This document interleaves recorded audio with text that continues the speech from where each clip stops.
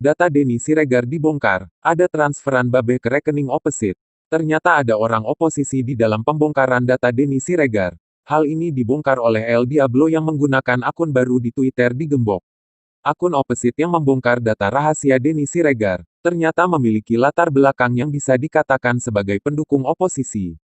Kenapa saya bisa katakan bahwa dia merupakan pendukung oposisi, padahal dia tinggal di Yordania saat ini untuk kabur dari kejaran polisi Republik Indonesia?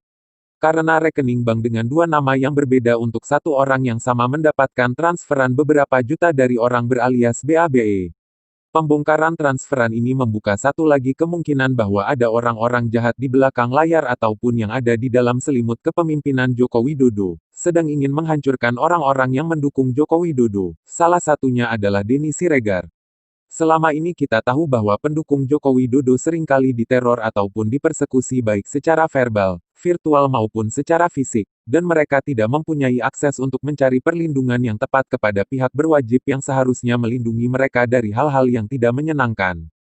Sudah terlalu banyak relawan-relawan Joko Widodo yang dicari dan disuruh untuk bungkam secara langsung lewat tekanan-tekanan atau persekusi yang dikerjakan oleh kaum radikal khususnya. Dalam hal ini mungkin akun opposite yang membongkar identitas Denny Siregar, salah sasaran.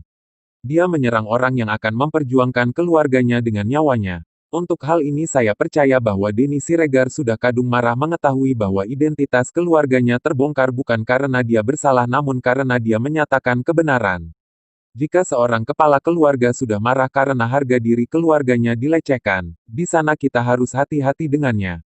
Denny Siregar adalah seorang kepala keluarga yang pastinya akan melindungi istrinya dan anak-anaknya dari persekusi yang dikerjakan. Tentunya di dalam menjaga orang-orang yang dikasihinya, ia akan berlindung di tempat-tempat yang aman. Ini bukan berarti Denny Siregar pengecut. Dia adalah orang yang cerdas dan tahu bahwa kaum radikal aksi ini memang mudah menghalalkan darah orang-orang macam Denny Siregar yang jujur itu. Denny Siregar mencoba mencari langkah hukum yang tepat dengan menggandeng Habib Muanas Alidit. Dan akhirnya saat ini keberuntungan berpihak kepada Denny Siregar. Secara hukum dia dibela oleh Habib Muanas, namun di belakang ada orang-orang baik lainnya yang membantu membongkar akun opposite yang ternyata mendapatkan transferan dari politisi yang sering tampil di acara TV paling tidak penting di dunia ini. Digembok berhasil membongkar siapa akun yang membongkar data Denny Siregar, sekaligus orang-orang yang dianggap sebagai politisi oposisi terhadap kepemimpinan Joko Widodo. Saya berharap dalam waktu dekat polisi akan menciduk orang-orang yang terkait di dalamnya karena bicara tentang privasi itu bicara tentang nyawa dan masa depan seseorang. Pihak-pihak terkait seperti Kementerian Komunikasi dan Informatika, Telkomsel, dan orang-orang yang pernah mentransfer akun opposite ini harus dipanggil. Harus segera menetapkan tersangka terhadap orang yang membocorkan data internal karena sampai saat ini belum ada teknologi meretas informasi secara offline. Dari pembongkaran data itu rupanya, itu bukan hacking. Melainkan hal itu dilakukan secara offline. Jadi saya menduga bahwa ada permainan sabotase dari orang dalam seperti bagaimana mobil PCR yang seharusnya dikirim ke Surabaya malah pindah ke tempat lain. Dan cara ini sudah umum dilakukan oleh politisi. Sudah waktunya para menyabotase yang bersembunyi di balik jabatan pentingnya dibongkar dan dikuliti sampai dasar-dasarnya. Proses hukum harus dilangsungkan dengan terbuka dan adil. Penjarakan oknum-oknum yang terlibat. Jangan berikan kelonggaran ataupun kompromi-kompromi politik hanya karena pemimpinnya atau junjungannya jadi menteri di kabinet Jokowi. Anda tahu maksud saya siapa kan?